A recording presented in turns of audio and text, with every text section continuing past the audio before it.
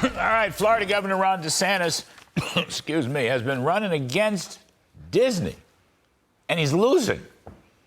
All right, question is, now that he's going to formally run, what's he going to do about it? How's he going to get back into the race? Let's talk to Charlie Hurt, Washington Times opinion editor and Fox News contributor, and Miranda Devine, New York Post columnist, Fox News contributor, and author of Laptop from Hell.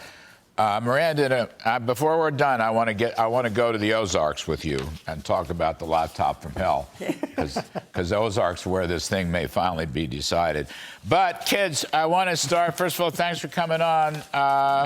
Miranda, I'll start with you.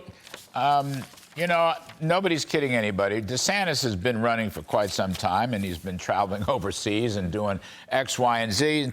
Trouble is, he's losing ground.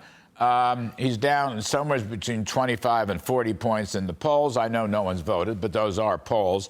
It just seems like Donald Trump is running against DeSantis, Miranda, and DeSantis has been running against Disney, and it's not working for him. And there's no pocketbook issues on DeSantis' side. So what's going to happen here? Where are we going? Where's DeSantis going? How does he get back into the race, Miranda?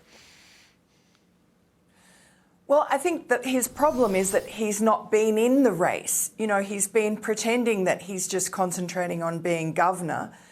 His PAC has been running around spending money on ads and so on, but he's not been able to really fight back against the multiple attacks that have been quite powerful from Donald Trump and his proxies. So let's see how he goes next week when he does climb back into the race. He's obviously doing better than the rest of the pack, but there are other people like Vivek Ramaswamy, for instance, who's sort of heading up pretty fast and is very energetic, running around the country at the moment and has declared. And so I don't know that Ron DeSantis should be resting on his laurels and thinking that it's going to come down in the end to just him and Donald Trump. He may be pipped by one of the others before that happens. Interesting. You know, Vivek was on the show the other night. He's a very smart fella. We were talking about king dollar, as a matter of fact, the importance of the dollar and why the Fed should be reformed. Charlie Hurt, though, I think I'm going to give Miranda kind of a B on that. You know, maybe even a B minus, because, I mean, DeSantis has definitely been running, and he's taken a few pokes at Trump. The trouble is, again, I'm going to say, look, Trump is running on a lot of issues, but Trump is a pocketbook guy, okay? Trump runs on the economy. Right. DeSantis doesn't. DeSantis is a woke guy, and I think he's got too much woke, and even with Disney. So DeSantis won. He got his legislation, you know, to keep sex and gender out of the 5-year-olds. But now he's in a court fight, hammer and tongs with Disney over governance, which no one cares about. Most people I talk to are frankly sick of it, and he's losing donors. So he's got to change. His message is no good. That's what I'm suggesting. Yeah, and of course, every day that the fight with Disney goes on, he gets farther away from the really wonderful victory he had, as you point out, which was winning that legislation, getting the creeps out of kindergarten in Florida, which for from idiotic reason, Disney decided to oppose him on. And by the way, you know, I think that it was great for DeSantis to go after Disney and to take them on for challenging him on that point. But the problem is, at some point, it drags on so long, people kind of forget why he's in this fight with Mickey Mouse, and it doesn't really make sense, and it doesn't help him. He's not putting lead on the target. And then once he does get into the race, and he does confront, he has no choice but to personally confront Donald Trump.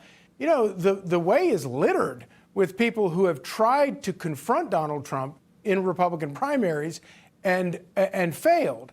And so the challenge is, obviously, Ron DeSantis has done a magnificent job in Florida.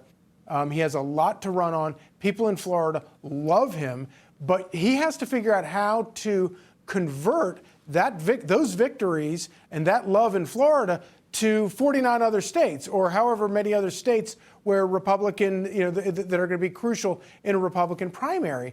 And so he's got to figure out how to do that. And I think that's why I'm always skeptical of polls, especially this early. So I don't put a whole lot of stock in him. But he still has this challenge of how he's going to make a vivid case against Trump in a Republican primary, when I think that voters are still very, very happy with Trump because of Trump's willingness to this scorched earth fighting Democrats who have displayed, as nobody has demonstrated better than Miranda, what these people are capable of doing on the Democratic side to get their way in politics. And they want a fighter, and they still think Trump is that fighter. Well, Miranda, it's interesting. No one is more forceful attacking the D.C. swamp and other entrenched interests, to your great credit. Don't you think Trump ought to debate? I mean, I think Trump is shown to be a very powerful debater. What's your thinking on that? I can't believe that he won't debate. I mean, he teased the other day, why should he debate? But, as Charlie wrote in that very good piece today, he's a masterful debater. It's what got him over the line in 2016. He demolished everyone else on the stage. And I think it's a little snobby to say that, I'm too good to be debating. He shouldn't be afraid.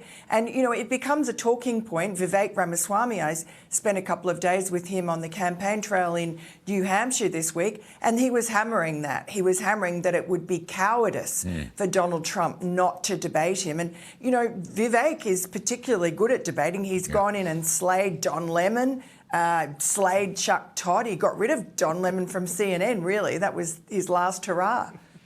One real quick one. I have to do this before the screen goes blank. Miranda, the Ozarks. The Ozarks are going to nail Hunter Biden and his laptop and his finances real quick. 20 seconds. Well, the baby mama, he's got to open his kimono on his financials. It's just the last thing they need because there are whistleblowers coming out of the woodwork and there's financial transactions that are up the wazoo. So they've got a lot of problems. You're so right. Pay to play in the White House, It's going to be better than the Netflix series. No, it's going to be the new Netflix series, Ozarks Plus. I got to go. I'm sorry. You're both wonderful. Miranda Devine, you get an A+. Charlie Hurt, you get an A+ too. Thanks, kids. I appreciate it.